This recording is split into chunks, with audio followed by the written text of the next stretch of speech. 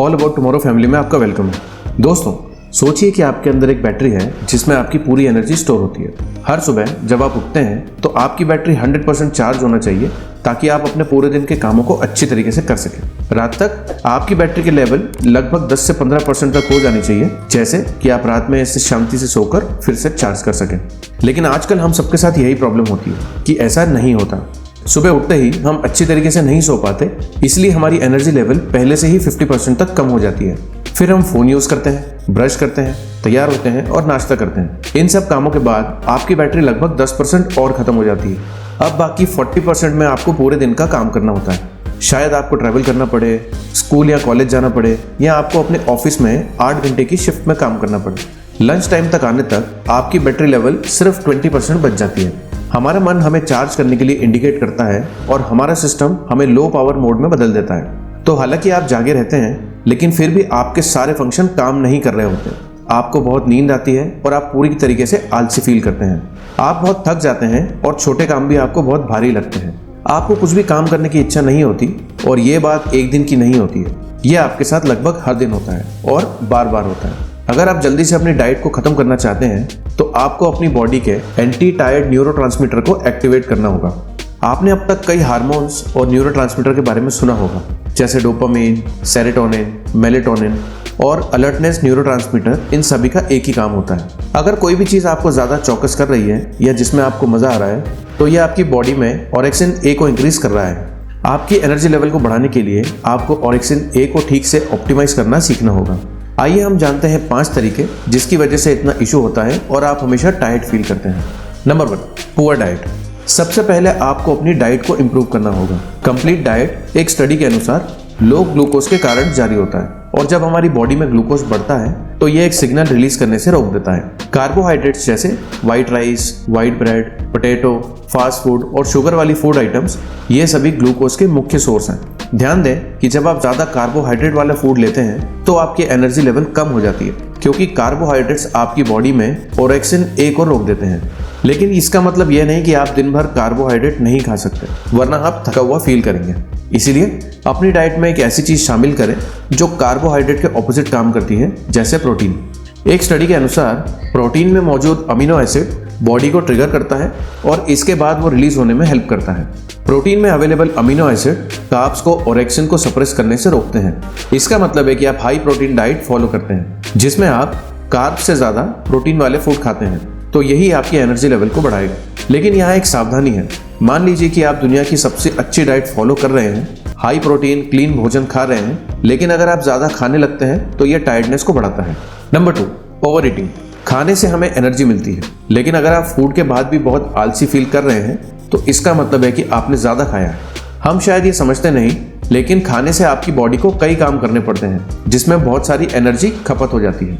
इसीलिए खाने के बाद आपको बहुत नींद आती है, आप थके थके फील करते हैं, क्योंकि आपकी बॉडी की आधी एनर्जी उस खाने को पचाने में लग जाती है।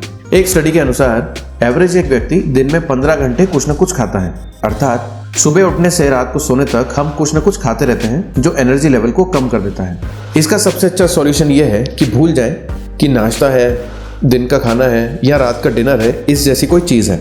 दिन में 3 बार बड़ी थाली भरकर खाने के बजाय आप दिन भर में 7 या 8 छोटी छोटी थालियों को खा सकते हैं, या फिर इंटरमिटेंट फास्टिंग एक सबसे बेस्ट ऑप्शन है। दोस्तों, आप बहुत सरलता से फिटनेस और हेल्दी लाइफ के बारे में बात कर रहे हैं। इंटरमिटेंट फास्टिंग करना आजकल काफ़ी चलन में है। इसका मतलब यह नहीं कि ये कोई नई चीज़ या कोई मॉडर्न चीज़ है। एक्चुअल में इंडियंस ने कई सालों से इंटरमिटेंट फास्टिंग को प्रैक्टिस किया जाता है। आप जब किसी रूरल एरिया में जाते हैं तो आप देखेंगे कि वहाँ के लोग लगभग 7 बजे तक रात का डिनर कर लेते हैं और अगले दिन सुबह 10 बजे के आसपास नाश्ता करते हैं। इससे उनकी बॉडी को 15 घंटे की फास्टिंग कंडीशन में रखने में मदद मिलती है। यह इंटरमिटेंट फास्टिंग का प्रैक्टिस आपको नेचर के रूल्स के अनुसार चलने के लिए मजबूर करता है, जो बहुत ही फायदेमंद होता है। इसी कारण से एंड्रयू हुबरमन इंटरमिटेंट फास्टिंग को प्रैक्टिस करते हैं। वे पूरा दिन काम करते हैं और सिर्फ शाम को 7 बजे के आसपास कार्बोहाइड्रेट्स लेते हैं, जो उनके टाइम ऑरेक्सिन ए को कम कर देता है और उन्हें थकावट का एहसास नहीं होता है। इस प्रैक्टिस को सोने का एक सही टाइम माना जाता है, जो कि बहुत इंपॉर्टेंट है। Number 3, inactivity. दोस्तों, आपके दिन के 24 घंटों में से ज़्यादातर टाइम आपकी बॉडी किस पोजीशन में होती है? एक एवरेज व्यक्ति लगभग 6 घंटे बैठा रहता है। इसके परिणाम स्वरूप वो थक जाता है। अब क्या हमारी बॉडी सिर्फ बैठने के लिए ही बनाई गई है? और जो काम आपकी बॉडी के लिए नेचुरल नहीं है, अगर आप इसे बार बार करते हैं तो इसका असर आपकी ओवरऑल हेल्थ पर पड़ेगा। आपकी बॉडी को गतिशील होने के लिए बनाया गया है। खाना पीना, सोना बॉडी के लिए उतना ही जरूरी है जितना कि एक्सरसाइज करना। ह्यूमन बॉडी में कोई मूवमेंट करना बहुत जरूरी है, लेकिन बहुत सारे लोगों को लगता है कि मैं तो पहले से ही थका हुआ हूँ, इस कंडीशन में अगर मैं एक्सरसाइज करने गया तो मैं और थक जाऊंगा। लेकिन ये एक मिथ है। एक्चुअल में यदि आप थके हुए होकर एक्सरसाइज करेंगे तो आपकी एनर्जी बहुत बढ़ेगी। यह सोचिए कि अगर आपको एक डब्बे में बंद करके बहुत देर तक रखा जाए और फिर आपको उससे निकाला जाए, तो क्या आप ज्यादा एनर्जेटिक फील करेंगे या थके हुए फील करेंगे? इसीलिए सुबह जब हम उठते हैं तब हमें बहुत आलस फील होता है, क्योंकि पूरे रात हमारे शरीर में कोई एक्टिविटी नहीं होती है। अगर आप वॉशरूम तक ब्रश करने के लिए जाते हैं तो आपकी बॉडी थोड़ी बहुत एक्टिव होने लगती है। वास्तविकता यह है कि केवल 20 मिनट के एक्सरसाइज सेशन से ही इतना ऑरेक्सिन रिलीज होता है कि 1 कप चाय पीने से जितना आपको रिसीव होता है। जब आप अपनी बॉडी को एक्टिव रखते हैं तब आपका हार्ट ज्यादा ब्लड पंप करता है, जो आपके इंपॉर्टेंट ऑर्गन्स में और ज्यादा ऑक्सीजन और पोषक तत्व पहुंचाता है, जो सारे सेल्स में और ज्यादा माइटोकॉन्ड्रिया प्रोड्यूस करता है, जो हमें एनर्जी प्रदान करता है। Number 4, poor sleep quality. आपकी नींद की क्वालिटी कैसी होती है? आप रात को 8-9 घंटे की नींद लेने के बाद जब आप सुबह उठते हैं तो आपको ऐसा लगता है कि आप सोए ही नहीं हैं। आपका बैटरी यानी आपकी एनर्जी लेवल 10% होना चाहिए था, पर आप खुद को बिस्तर से उठा नहीं पाते। आप बस थके हुए फील करते हैं। वैसे देखा जाए तो नींद का पर्पस क्या होता है? पर्पस यह होता है कि ताकि हम आराम कर सकें और वापस अपनी एनर्जी प्राप्त कर सकें। लेकिन यहाँ बिल्कुल ऑपोजिट हो रहा है। इसका मतलब यह है कि आपकी नींद की क्वालिटी में कुछ प्रॉब्लम है। आपने ये बात तो बहुत बार सुनी होगी, आप कब सो रहे हैं इससे कोई फर्क नहीं पड़ता, बस आपको अपनी नींद को पूरा करना चाहिए। इस बात का ध्यान रखें कि आपको कब और कितना सोना है, ये बहुत इंपॉर्टेंट है। मॉडर्न स्टडीज और आयुर्वेद दोनों में ही टाइम स्लीप के लिए बेहद इंपॉर्टेंट माने गए हैं। इसीलिए आपको रोज उसी टाइम पर सोना और उसी टाइम पर उठना चाहिए, ताकि आपकी बॉडी और ब्रेन को सही समय पर आराम मिले। आपको अपनी बॉडी को पूरी तरीके से थका हुआ, कमजोर बैटरी और नींद की भूख वाली हालत में नहीं सोना चाहिए। आपको उससे पहले एक ठीक सी स्लीप प्लानिंग बना लेनी चाहिए। और सबसे इंपॉर्टेंट बात जो हमारी नींद की क्वालिटी पर असर डालती है वो है कॉफी। आपको दिन के लगभग 12-1 बजे के बाद कोई भी कैफीन वाली ड्रिंक नहीं पीनी चाहिए। चाय, कॉफी या कोल्ड ड्रिंक जिसमें कैफीन हो, इन सारी ड्रिंक्स को 12 बजे के बाद नहीं पीना चाहिए। इसका क्या रीजन है? कैफीन हमारी बॉडी को जगाने के लिए एक्टिव रखता है। यह हमारी बॉडी में मेलेटोनिन के प्रोडक्शन को रोकता है, जो हमें नींद आने नहीं देता। और समस्या यह है कि कैफीन हमारे शरीर में 6 से 8 घंटे तक रहता है। इसीलिए अगर आप इसे सुबह पीते हैं तो शाम तक आपकी बॉडी में खत्म हो जाएगा। और अगर आप शाम को कॉफी पीने के बाद सोने का ट्राई करेंगे तो ये पॉसिबल नहीं होगा।